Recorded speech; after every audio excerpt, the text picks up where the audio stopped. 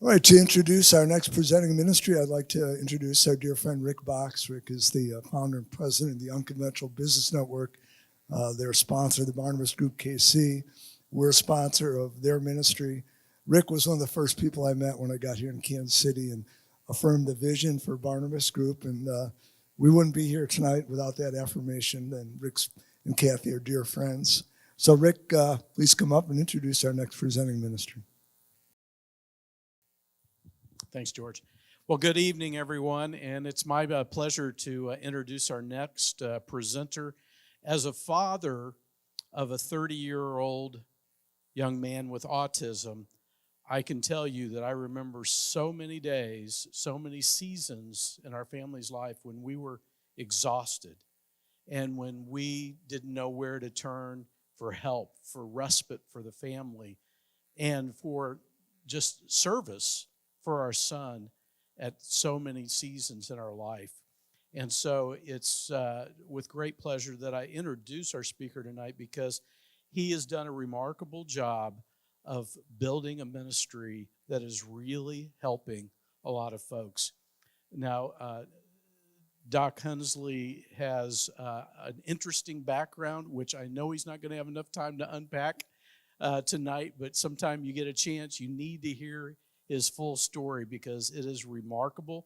He is a man with great vision and also some great results in just the lives that he's touched in this ministry called SOAR Special Needs. He spent time in the Air Force. He also was a pediatrician and had some life-threatening situations that took him out of that, and then also had to experience the tragedy of losing a son that ultimately led him into SOAR Special Needs. So it's my pleasure to introduce us to Stephen Doc Hunsley.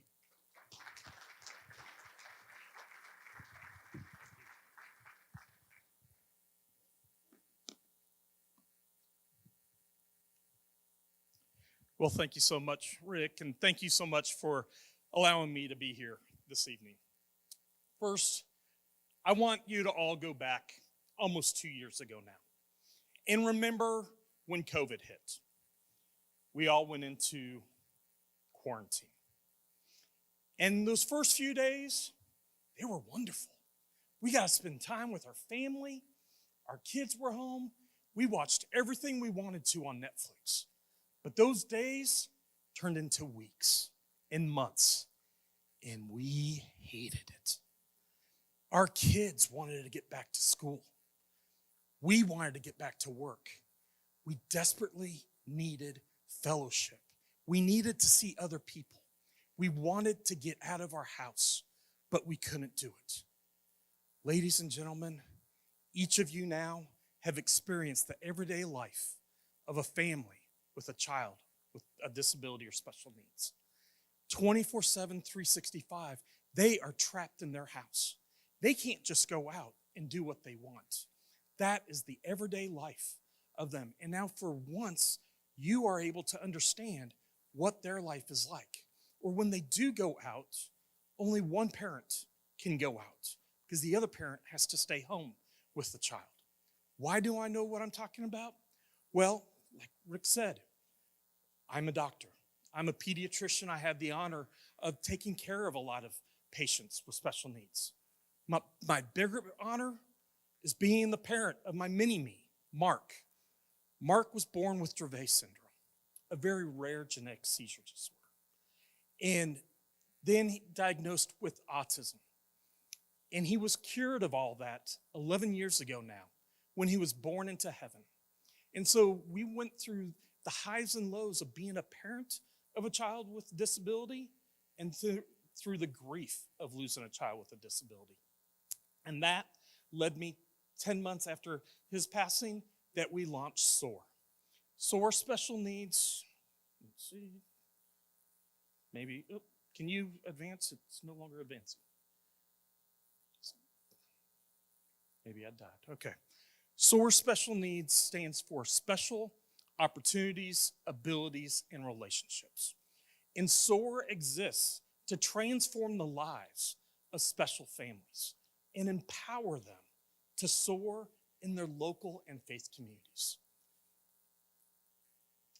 Now, the divorce rate for families with disabilities is 90%. 90. If you add a medical illness to that, like seizures or diabetes, it jumps to 95%.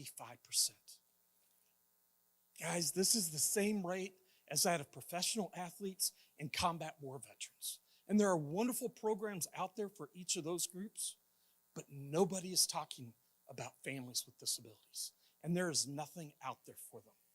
Why is it so high? It's because of the stress. It's unfathomable.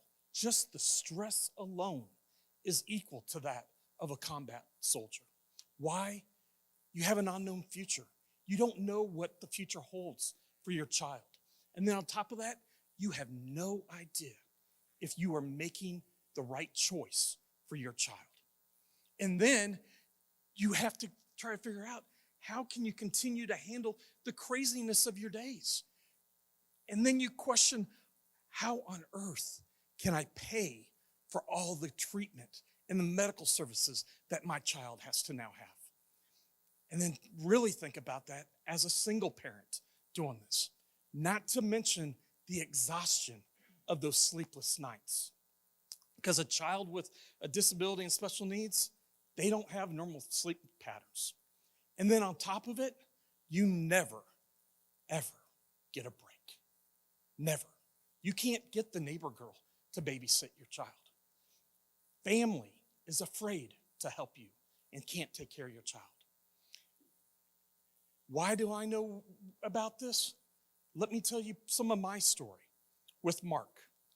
I cannot tell you the number of times I've been out in public with Mark, and he's had an autistic meltdown, and I'd have complete strangers come up to me and tell me I'm not only a bad parent, but that I'm a horrible parent because he's having a meltdown, and they think it's bad parenting. Or he's harming himself, and I have to put him in a protective hold to prevent him from hurting himself. And I'd have police officers come up and threaten to arrest me or tase me because they think I'm harming my son. Ladies and gentlemen, this is the everyday life of every family with a child with a disability. They don't want to go out in public because they get all the stares, all the sneers, all the jeers. It's more comfortable to stay at home because they go out and everyone thinks they have to tell them what they're doing wrong. Because the face of most individuals with disabilities is that of a neurotypical child that you could not tell looking at my son that he was nonverbal and he was well below his developmental level. But they assume it's my fault. That's why parents stay home. But that's why SOAR exists. SOAR exists to transform our families. And we provide respite. And we call it sorely needed R&R because it is sorely needed. These families desperately need it. On a monthly basis, we go throughout the greater Kansas City area and provide 2 to 3 hours on a Friday and or Saturday free to the parents. Time where they can go out, do whatever they want. And we take care of the individual with disability. We take all ages, all diagnoses, and all severities. Current age range we serve is birth to 72, and we stop at 72 just because we haven't had anyone older. But I'm waiting for a 100-year-old to come. And then we take care of the siblings, because siblings don't have a normal life. And the parents get to go out and experience night out. Go to dinner, go to a movie, go home and sleep, go shopping, whatever it is they want to do. We have a full medical team, full behavior team to handle anything and everything that happens. We take every medically fragile child that we can on top of it. And what is happening with it? We are transforming lives. Let me tell you one story from it. One of the things I love doing is watching their parents come in to these nights, and you see the stress on them. They are burdened. They drop off their child, and they leave for the 2 to 3 hours. But my favorite part is when they come back in. They got smiles on their faces, and they've got a pep in their step. And one mom and dad I asked, I go, hey, how was your night? What did you do tonight? Mom stops. She immediately starts crying. She goes, Doc, tonight was amazing.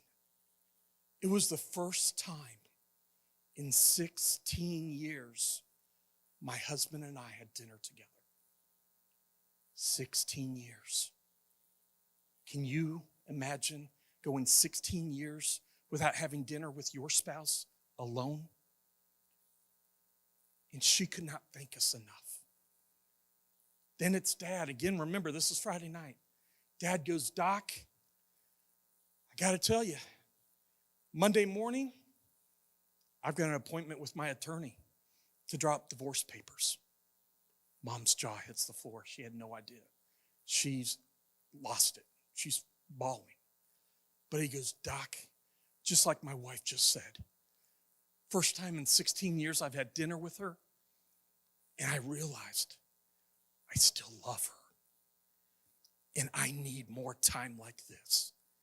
And if you promise me that you and SOAR will continue to give us these sorely needed R&Rs, I'm going to postpone my attorney meeting. Well, I'm proud to say it's 8 years later, and they've never had that meeting. We've transformed that parents' lives, and we've transformed their child's life by giving them this respite. Take a minute now and hear how another family's been transformed. Michael, at 4 months old, started having seizures. He was diagnosed with a rare genetic disorder called tuberous sclerosis complex, genetic cause of autism and epilepsy in children. Michael has both. Even though his chronological age is 14, he's about 8 or 9. Don't piss me off. Excuse me, that's not how you talk to me. He says things out of turn. He talks really loud. Michael requires attention, near constant attention, in order to keep him on track for what he needs to do. He needs to be reminded that we have to wear shorts or pants when we're getting ready for school. He has to be prompted and told and followed through to get his shoes and socks on. Tie your shoe. No, you. My buddy, Michael Palacio!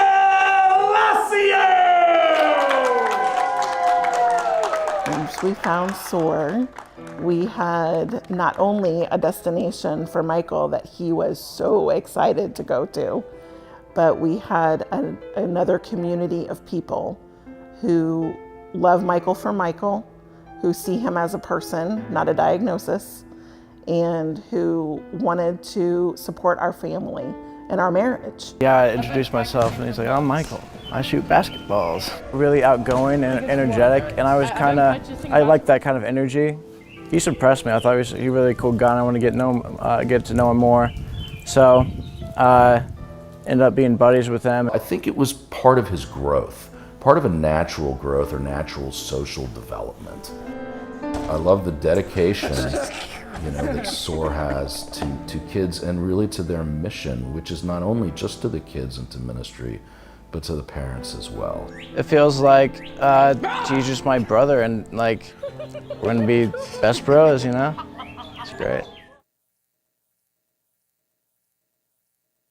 So we are transforming the lives of these families.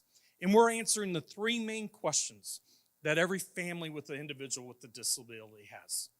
The first question, will my child ever be able to provide for themselves? Vocation. Second question, who's going to take care of my child once I'm gone? Housing. And then the third question, and one of the biggest questions, who's going to take care of me as a parent or a caregiver? SOAR answers all 3 of these questions with our current and our future programming. And one of the big areas that we need to focus, and it comes with that third question, is church. Why is a disability ministry so important? Well, one of the most important stats you'll hear tonight is only 11% of churches in the United States today can even accept a family with an individual with disability. 11%. Yes, that means 89% of churches actively turn families away. That's not acceptable. It's a biblical mandate in Luke 14 to welcome families with disabilities. And SOAR is determined in the next 5 years to assist 1,000 churches in developing a disability ministry. And to date, we've done over 400 throughout the United States and 11 countries around the world. On top of that, 90% of families with disabilities don't attend a church. It is the largest unmet people group in the United States, and that's in our own backyard. I love sending missions all over the world, but we're missing the biggest unmet people group in our backyard. And the bottom line is our families need community. So the church needs to be a place of refuge for families with special needs where the parents know that their child is loved on and taught the love of Jesus, and the families can develop true community. Think about it.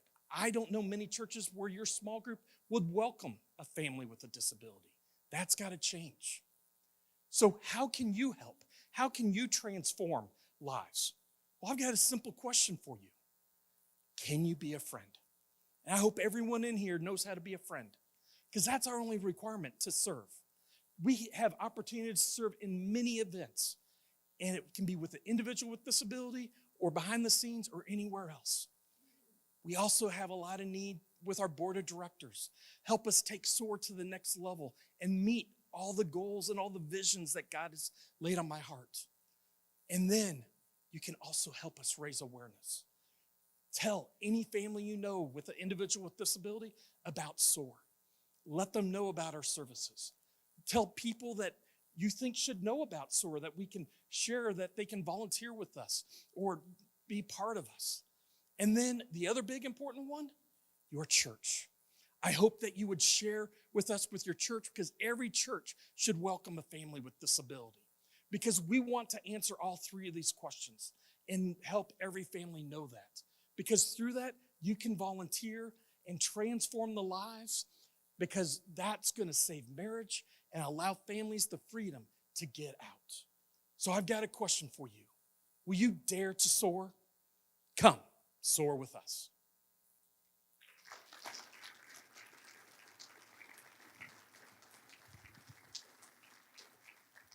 Well done, Doc.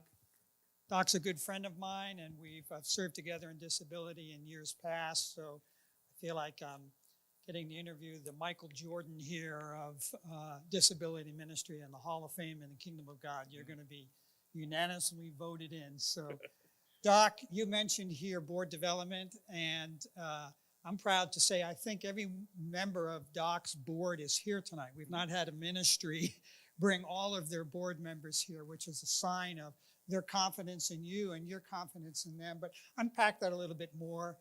Tell us what you're looking for. Yeah, so we are looking to continue to build our board. We need especially help in the marketing side and business development. I've got some big dreams on how we can do vocation and get individuals with disabilities trained and in the job. And we got to train employers how to welcome individuals with disabilities. Unemployment rate's 80% for individuals with disabilities, and that's not acceptable. At the same time, it's legal to pay sub-minimum wage, and we've got to change that.